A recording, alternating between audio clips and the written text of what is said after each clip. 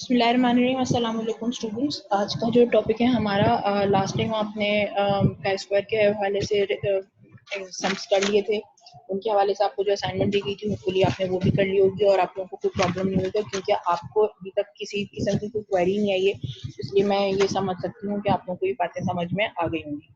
आज का जो है वो एक छोटा सा जनरल डिस्कशन है, वो पहले हम करेंगे और उसके बाद फिर आगे हम जो अपने जो सम्स हैं और जो कैलकुलेशंस हैं उनकी तरफ बढ़ेंगे। एक ये बता मतलब ये थोड़ी सी एक जनरल डिस्कशन है कि डिस्ट्रीब्यूशन क्या चीज होती है। आगे हमने सारी डिस्ट्रीब्यूशंस पढ़नी है, तो हमें पहले पता होना चाहिए कि व्हाट इज अ डिस्ट्रीब्यूशन। तो what is distribution? It is the possible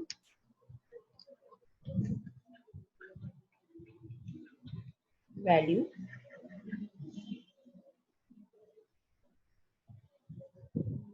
a variable can take and how frequently that तो डिस्ट्रीब्यूशन क्या है कि एक पॉसिबल वैल्यू है या पॉसिबल वैल्यूज हो सकती हैं जो कि किसी एक वेरिएबल की आएंगी, और वो वेरिएबल्स में वो वैल्यूज कितनी दफ़ा फ्रीक्वेंटली आती हैं। से फॉर एग्जांपल मैं ये कहती हूँ कि जी हमारे पास एक लंबी सी लिस्ट है जिसमें हमारे पास जो अवेलेबल डाटा है, ब्लड शुगर लेवल का लोगों का है डाटा। अब उसमें जो हमारी जो नॉर्मल रेंज है वो है 80 से लेके 120 तक की। तो वो कितने लोगों के अंदर एक तो ये कि वो आ रही है या नहीं आ रही है वैल्यू फर्स्ट ऑफ ऑल, और फिर वो कितनी दफा कितनी फ्रीक्वेंटली वो वैल्यू आ रही है, उसको हम जब कैलकुलेट कर लेते हैं तो दैट इज द डिस्ट्रीब्यूशन। इसको नोटेशन किस तरह है, इसको किस तरह से हम सर्च कर रहे होते हैं। प्रोबेबिलिटी ऑब्वियसली हम फाइंड करेंगे y is equal to small y। इस अच्छा बहुत सारी जगहों पे जैसे बुक में y जो वर्ड है उसकी जगह पे आपने x इस्तेमाल किया है। सो y और x कहीं पे भी अगर आ रहे हैं, तो अगर फॉर एग्जांपल आपको आगे जितनी भी वैल्यूज हैं वो मैं y में बता रही हूँ, और जब आप बुक में देखते हैं तो आपको x, तो आपको कंफ्यूजन नहीं होनी चाहिए, y या x जो है वो एक ही चीज है, हमने उसके ऊपर डिपेंड करता है कि हम क्या नाम इस्तेमाल करें।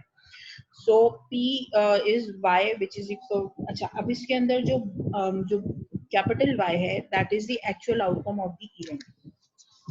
Capital Y is actual outcome of an event. कोई एक्सपेरिमेंट किया, उसमें जो भी वैल्यू आई है वो जो एक्चुअल आउटकम है वो जो है आपका कैपिटल Y कहलाएगा, और स्मॉल y जो है वन ऑफ द पॉसिबल। ठीक है जी, आपने एक्सपेरिमेंट कितनी मरतबा किया, उसमें कितनी मरतबा रिजल्ट्स आए, वो सारे के सारे जो हैं वो कैपिटल वाई में इंक्लूड होंगे। उनमें से कोई एक जो डाटा होगा, जो वैल्यू होगी, वो आपका स्मॉल वाई के तौर पे कहलाएगा।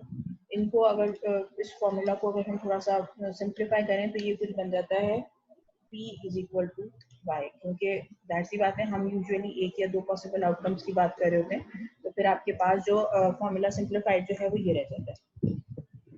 प्रोबेबिलिटी फ्रीक्वेंसी डिस्ट्रीब्यूशंस होती हैं जो कि यूजुअली क्या करी होती हैं कि ये लाइक्लीहुड मेजर करती हैं कि आउटकम्स के क्या क्या फीचर्स हैं, वो किन किन तरीकों से जो है वो अपीयर हो सकते हैं, उनको किस तरह से मतलब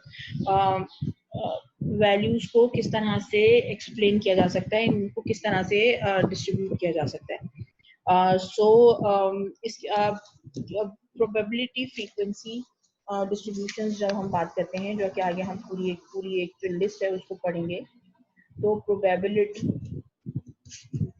फ्रीक्वेंसी डिस्ट्रीब्यूशन बेसिकली ये कर क्या रही हैं, they measure the likelihood of an outcome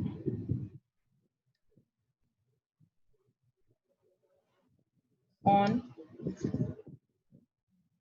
an outcome on how often it features in the sample space. ठीक है जी। अब ये बहुत इंपॉर्टेंट चीज़ है कि आपके सैंपल स्पेस में जो भी आपकी जो आउटकम, एक स्पेसिफिक आउटकम है जिसको हम वाई आउटकम कह रहे हैं, वो कितनी मर्तबा कितने फ्रीक्वेंटली आ रहा है। नाउ उससे पहले कि हम और बात करें, आपको ये पता होना चाहिए कि basically what is a sample space. Sample space is defined as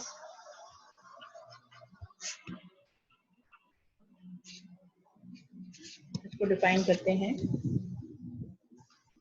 sample space is an experiment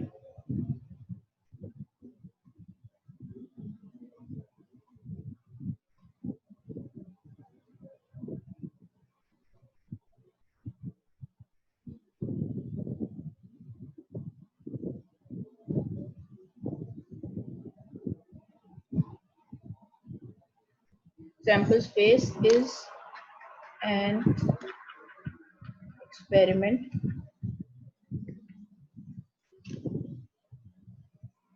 experiment or a random trial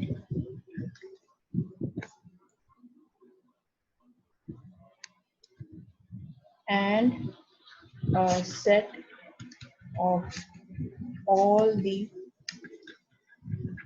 possible outcomes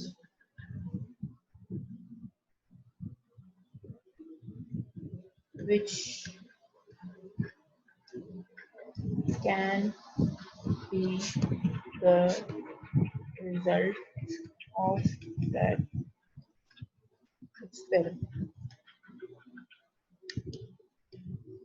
ठीक है जी। से फॉर एग्जांपल मैं ये कहती हूँ कि हमारे पास एक एक्सपेरिमेंट है कि हमें जो है अल्फाबेट्स, जो आपकी जो इंग्लिश के जो अल्फाबेट्स हैं उनको देखना है कि वो कितनी मर्तबा रिपीट हो रहे हैं। तो आपका सेट क्या बनेगा, सैंपल स्पेस क्या बनेगा आपका, all the 26 alphabets of English language. ये आपका सैंपल स्पेस हो जाएगा। अब वो बात है कि इस सैंपल स्पेस में आपका जो रिक्वायर्ड जो आउटकम है, यानी से फॉर एग्जांपल एक्स हो गया, वाई हो गया, ए हो गया या बी हो गया, व्हाटएवर आप नाम लेते हैं अल्फाबेट का, वो कितनी मर्तबा आ रहा है, उसको जब हम चेक कर रहे होते हैं तो वो बन जाती है आपकी frequency distribution. Is that clear? से फॉर एग्जांपल मैं ये एक एक्सपेरिमेंट करती हूँ रैंडमली, हम कहते हैं 10 या 12 लोगों को कहते हैं कि जी आप अपने दिमाग में एक अल्फाबेट सोच लीजिए और वो अल्फाबेट जब हम बोलेंगे तब आप वो जोर से बोलिएगा। अब जब हम सबसे बोलते हैं तो वो एक समझ लें कि आपके पास एक लिस्ट इस तरह की बन रही है कि G A G C, G G C C H I J L M G G C. Say for example ये आपका जो है एक्सपेरिमेंट का रिजल्ट आएगा। तो अब ये जो है इसमें आप देख लेंगे कि जी जी कितनी दफा आया, सी कितनी मरतबा आया है, एच आई जे के एल कितनी मरतबा आया है, ए कितनी मरतबा आया है। तो ये आपका जो आप ये जिस तरीके से करेंगे, जो भी टेस्ट लगाएंगे, जो भी फॉर्मूला इस्तेमाल करेंगे, that would be your frequency distribution. और जो सैंपल स्पेस बना वो क्या बना आपका, वो जगह जहां से आपने सैंपल उठाया था, और वो सैंपल क्या था, alphabets of the English language, और वो 26 अल्फाबेट्स। Is that clear? तो ये बेसिकली हम कह रहे थे कि ये होता है इसकी बेसिक इंफॉर्मेशन। अब इसको जब हम बात करते हैं तो आपको पता है कि कोई सी भी जो डिस्ट्रीब्यूशन होती हैं, जब स्टैट्स की बात करते हैं तो हमेशा याद रखिएगा कि मीन और वेरिएंस से के अलावा हम कहीं जा नहीं पा रहे होते हैं। सो बेसिकली जो भी फ्रीक्वेंसी डिस्ट्रीब्यूशंस हो रही हैं वो यूजुअली डिफाइंड किन फॉर्म्स में होती हैं, एक तो एवरेज के फॉर्म में होती है, ठीक है जी, फिर उसके बाद फिर वेरिएंस की फॉर्म में होती है। अच्छा, वेरिएंस आपको मालूम है कि एवरेज क्या है कि जो भी मीन निकाल लिया जाए, जितनी भी सैंपल्स आए हैं सैंपल स्पेस में, जितना भी आपके एक्सपेरिमेंट में आउटकम्स आए उनको एक जगह जमा करते हैं और उनका एवरेज निकाल लेते हैं। इसके ऊपर हम बहुत डिटेल में डिस्कशन कर चुके हैं, तो मेरा ख्याल है इसको दोबारा रिपीट करने की जरूरत नहीं है। तो वो जो है वो एवरेज कहलाता है। उसके बाद वो डाटा जो है वो एवरेज के अराउंड कितना ज्यादा स्प्रेड हुआ है उसको वेरिएंस कहते हैं। जितना ज्यादा स्प्रेड होगा उतना ज्यादा वेरिएंस होगी, जितना कम स्प्रेड होगा उतनी कम वेरिएंस होगी। अच्छा, मसला ये है कि वेरिएंस चूंकि स्क्वायर्ड वैल्यू है तो वो थोड़ी सी नॉर्मल नहीं लगती, इस वजह से यूजुअली हम एक और टर्मिनोलॉजी यूज करते हैं जो कि कहलाती है स्टैंडर्ड डेविएशन, जो कि आपके वेरिएंस का अंडर रूट होता है। ठीक है जी, तो आप उसको एस डी के नाम से जानते हैं। और स्टैंडर्ड डेविएशन जो है वो ज़्यादा क्या कहना चाहिए कि ज़्यादा यूजफुल साइन है, नोटेशन है एज कंपेयर टू वेरिएंस। तो ये आप यूजुअली यूज कर रहे होते हैं। अच्छा, प्रोबेबिलिटी डिस्ट्रीब्यूशंस के हवाले से जब हम बात करते हैं तो जो प्रोबेबिलिटी डिस्ट्रीब्यूशंस होती हैं वो कुछ फीचर्स शेयर करती हैं, वो एक जैसे होते हैं। कुछ चीज़ें डिफरेंट होती हैं जिसकी वजह से उनको आप डिफरेंट क्लासिफिकेशन में क्लासीफाई कर रहे होते हैं। ठीक है जी, तो उन तमाम फीचर्स को पढ़ने के लिए ऑब्वियसली आपके पास जो है वो आ जाएगा कि जी आप कहाँ, मतलब कौन सी डिस्ट्रीब्यूशन इस्तेमाल करना चाह रहे हैं और क्या करना चाह रहे हैं। सो फर्स्ट ऑफ ऑल जो है आपके पास जो मेन क्लासिफिकेशन बनती है प्रोबेबिलिटी डिस्ट्रीब्यूशन की,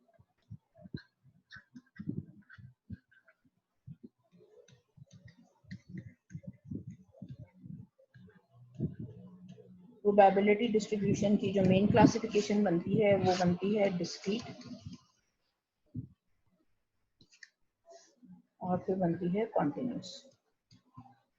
ये हम ऑब्वियसली पहले इस पर काफ़ी डिस्कशन कर चुके हैं। डिस्क्रीट का मतलब क्या होता है, फाइनाइट फाइंडिंग्स होती हैं जिनके दरमियान में स्पेसेस होते हैं, और कंटिन्यूस होती हैं जिनके अंदर जो है वो एक कंटिन्यूएशन के साथ जो वैल्यूज आ रही होती हैं। तो डिस्क्रीट के हवाले से जब हम बात करते हैं तो फाइनाइट नंबर में अगर आप for example deck of card है जो कि 56 का डेक होता है, 56 कार्ड्स का डेक होता है, उसमें से कार्ड निकालना that will be a finite kind of outcome, जो कि ऑब्वियसली 56 तो हैं तो स्पेसिफाइड 56 ही है ना, उसके अलावा तो आगे कहीं कुछ और हो नहीं सकता। तो उस डेक ऑफ कार्ड में से कोई एक कार्ड निकालना या मल्टीपल कार्ड्स निकालना जिसके ऊपर आप फ्रीक्वेंसी डिस्ट्रीब्यूशन बनाएंगे, या रोलिंग अ 6 साइडेड डाई। तो जो 6 साइडेड डाई है जिसमें 1 2 3 4 5 6 के नंबर्स लगे हुए, उनको आप 6 ही साइड्स में से रिजल्ट आएगा। तो सैंपल स्पेस आपका 1 से लेके 6 तक का रहेगा। तो इस तरह की जो डिस्ट्रीब्यूशंस होती हैं वो डिस्क्रीट डिस्ट्रीब्यूशंस कहलाती हैं, जिसमें फाइनाइट आउटकम्स आने वाले होते हैं। फिर लेकिन उसके मुकाबले में जो अदर डिस्ट्रीब्यूशंस होती हैं उनमें इन्फिनिट नंबर ऑफ आउटकम्स आ सकते हैं, like time required to develop a disease. ठीक है जी, अब जैसे फॉर एग्जांपल हम एग्जांपल के तौर पे कह सकते हैं कि जी लेप्रेसी है, उसका जो है वो इंक्यूबेशन पीरियड ही सालों का है, 10 7 8 सालों का इंक्यूबेशन पीरियड है। या टीबी हो गया, उसका महीनों का इंक्यूबेशन पीरियड है, उसके मुकाबले में कुछ डिजीजेज हैं जिनका बहुत छोटा इंक्यूबेशन पीरियड है। बट अगेन जो सैंपल स्पेस है वो तो बहुत वाइड हो गया ना, तो उसकी वजह से इसको जो है हम कंटिन्यूस डिस्ट्रीब्यूशन में लाते हैं। या फिर ये हो गया कि आप जमीन की मेजरमेंट कर रहे हैं, चली जा रही है, आपको पता ही नहीं कितनी है। अब स्पेसिफाई तो नहीं है ना कि जी इतने एकड़ के अंदर अंदर होगा, नहीं, वो आप उससे बड़ी भी हो सकती है, उससे छोटी भी हो सकती है। सो डिस्टेंस ट्रैकिंग कर ली कि जी एक बंदा है, उसकी कार जो है वो कितनी चल गई, कितना डिस्टेंस ट्रेवल कर लिया, तो वो जो ट्रैकिंग वगैरह इस तरह की जो वैल्यूज हैं वो इन्फिनिट वैल्यूज कहलाती हैं। तो इनके लिए जो डिस्ट्रीब्यूशन होती है वो कंटिन्यूस डिस्ट्रीब्यूशन कहलाती है। अच्छा, इसके अंदर जो डिस्ट्रीब्यूशन की जो नोटेशंस हैं वो क्या है, x follows type of distribution which will be average and its standard deviation या आपका वेरिएंस। सो बेसिकली ये आपकी जो कुछ चीज़ें हैं जो इसके अंदर मौजूद होती हैं प्रोबेबिलिटी डिस्ट्रीब्यूशन में। एक्स है जो कि आपका वेरिएबल है, फिर एन है जो कि टाइप ऑफ डिस्ट्रीब्यूशन है, जो भी होगी उसके साथ फिर म्यू एवरेज, और आपकी जो है वो वेरिएंस जो है वो आप यूज़ कर रहे होते हैं उसको फाइंड आउट करने के लिए। एक डॉक्यूमेंट शेयर कर रही हूँ पहले आपके साथ, फिर उसके बाद आगे हम उस पर बात करेंगे कि मजीद हमें क्या डिस्कशन करना है।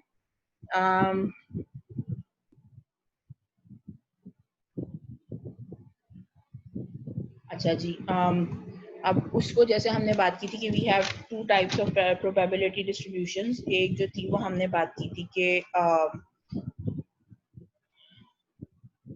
डिस्क्रीट होती है, और दूसरी जो है वो कंटिन्यूस होती है। तो जो डिस्क्रीट डिस्ट्रीब्यूशन है उसकी फिर फर्दर टाइप्स हैं। एक यूनिफॉर्म डिस्ट्रीब्यूशन कहलाती है, इसके अंदर ये पी जो है वो गलत टाइप हो गया, तो यूनिफॉर्म डिस्ट्रीब्यूशन है।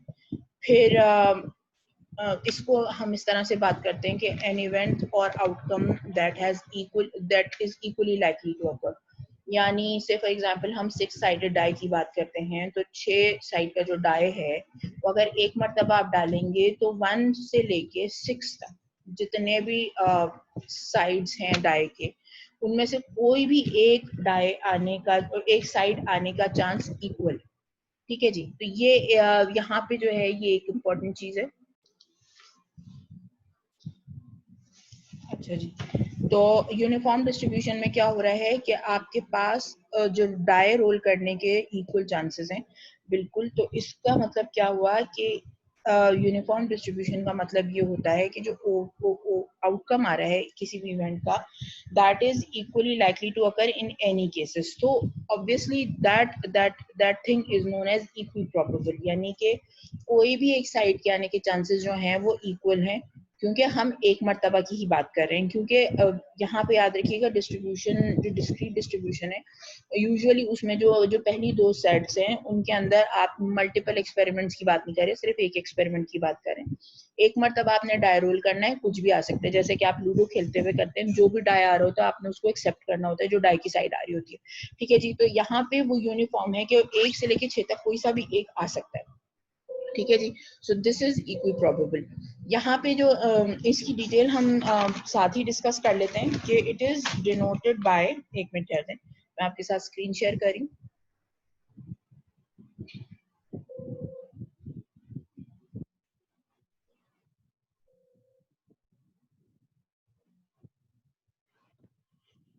अच्छा जी, अब यहाँ पे जब हम बात करते हैं तो जो यूनिफॉर्म डिस्ट्रीब्यूशन है, जैसे अभी हम डिस्कस कर रहे थे, it's denoted by you.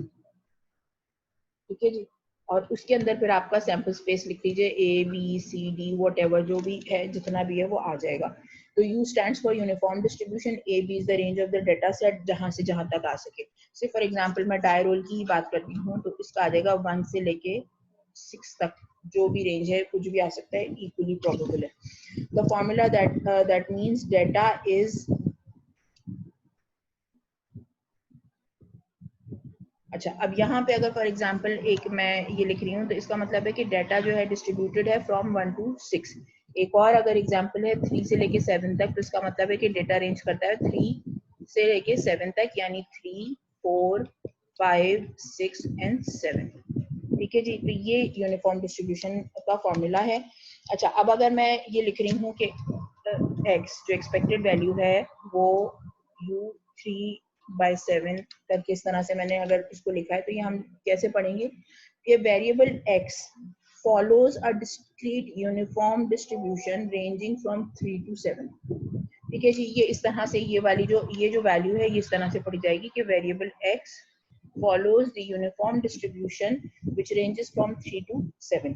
All outcomes have equal probability। ठीक है जी, अब उसकी वजह से इसका जो ग्राफ बनता है वो कुछ इस तरह का बनेगा। से फॉर एग्जांपल मैं 6 साइडेड डाई की बात कर रही हूँ, ये ग्राफ बना रहे हैं हम, प्रोबेबिलिटी यहाँ पर शो हो रही है, और यहाँ पे जो है आपके जो भी साइड्स हैं उनकी बात करें, तो आपके पास क्या होगा,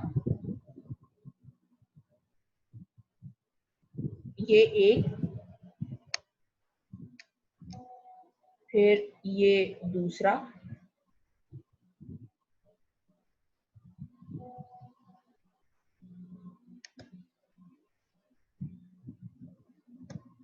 ये तीसरा,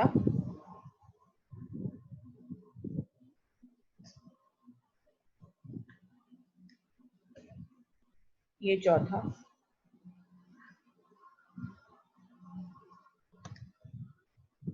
ये पांचवा,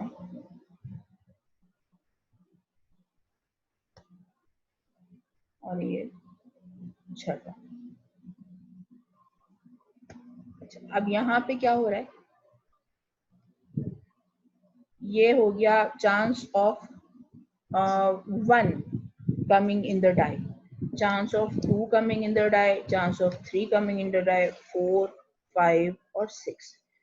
जाहिर सी बात है, डाई को एक दफा आपने रोल करना है, कोई सा भी एक जो आएगा उसके चांसेस इक्वल हैं, तो प्रोबेबिलिटी क्या हो गई, 1/6 हो गई सब। ठीक है जी, this is known as equiprobable kind of distribution, जो कि आपकी यूनिफॉर्म डिस्ट्रीब्यूशन कहलाती है। यूजुअली इस तरह की डिस्ट्रीब्यूशन आपको कहाँ कहाँ मिल रही होती है। फॉर एग्जांपल गैम्बलिंग के अंदर आपके पास अगर कोई बंदा है जो गैम्बलिंग कर रहा है, तो उसके पास वही बात है कि वो डाई रोल करवा रहे होते हैं या इस तरह की कोई भी चीज जो रोल करा रहे होते हैं, उसके चांसेस जो है वो इक्वल होते हैं। इसी तरह से अगर से फॉर एग्जांपल आपने आपकी जो फ्रेंड है वो या आपका कोई फ्रेंड है वो आपको चॉकलेट बार्स देता है, 4 चॉकलेट बार्स हैं, चारों एक ही कंपनी की हैं, चारों का एक ही टेस्ट है, एक ही फ्लेवर है, ईच एंड एवरीथिंग। अब 4 एक जैसी बराबर की जो चॉकलेट बार्स हैं, उनमें से आप पहला वाला बार उठाएंगी या पांचवा वाला चौथा वाला बार लेंगे या दूसरा या तीसरा वाला बार लेंगे, that is up to you. ठीक है, लेकिन उसके हाथ में जो 4 बार्स हैं चॉकलेट के, उनमें से कोई एक चूज करने के चांसेस बराबर हैं, यानी 1:4 के चांसेस हैं बराबर के। तो इस this kind of distribution is known as a uniform distribution. अच्छा जी। अच्छा, अब इसके बाद जो है इस तरह से जब हम अगर आते हैं, तो अगर हम इसकी एक्सपेक्टेड वैल्यू को कैलकुलेट करते हैं, जो कि यूजुअली याद रखिएगा कि एक्सपेक्टेड वैल्यू का मतलब हम मीन से ले रहे होते हैं। तो अगर आप एक्सपेक्टेड वैल्यू को कैलकुलेट करते हैं, तो वो आपको कोई भी इंपॉर्टेंट इंफॉर्मेशन नहीं दे पाएगी। वो किस तरह से नहीं दे पाएगी कि अब इसको हम कैलकुलेट करके देख लेते हैं। 1 मिनट ठहर जाइएगा, ये थोड़ा सा मैं इसकी स्क्रीन को बड़ा कर रही हूँ यहाँ पे, ताकि एक ही जगह पे सारी कैलकुलेशंस आ जाएं। हाँ जी। अब ये देखिए कि अगर मैं फॉर एग्जांपल ये यहाँ तक मैंने एक्सपेरिमेंट किया, अब मैं जो है इसकी एक्सपेक्टेड वैल्यू को कैलकुलेट करना चाह रही हूँ। इसकी एक्सपेक्टेड वैल्यू क्या है, जैसे कि मैंने आपको बताया कि एवरेज कैलकुलेट कर रहे हैं हम। सॉरी, स्क्रीन थोड़ा सा आगे पीछे हो रहा है बार बार। हाँ जी। तो एक्सपेक्टेड वैल्यू कैलकुलेट करें, एवरेज निकालना है। इसमें आप क्या करेंगे, समेशन एक्स करेंगे ओवर एन कर देंगे। अब यहाँ पे आपके पास जो ऑप्शंस हैं वो क्या क्या हैं, 1 + 2 + 3 + 4 + 5 + 6 अपॉन, ये जाहिर सी बात है 6 है, तो 6 रीडिंग्स आ रही हैं, 6 साइड है डाई के, तो 6 से आप इसको डिवाइड करेंगे। इसको जब आप सिंप्लीफाई करेंगे, सॉरी ये अगेन स्क्रीन मूव करिए, अगर आप इसको सिंप्लीफाई करेंगे तो आप कैलकुलेट करके देख लें, ये इसका जो रिजल्ट है वो कुछ इस तरह का आएगा कि इनको आपस में टोटल करें। तो हम दोबारा करके देख लेते हैं इस वक्त, क्योंकि इस वक्त मुझे इसकी जो बीच की वैल्यूज हैं वो याद नहीं है। 1 + 2 + 3 + 4 + 5 + 6, 21 इसका टोटल आ रहा है।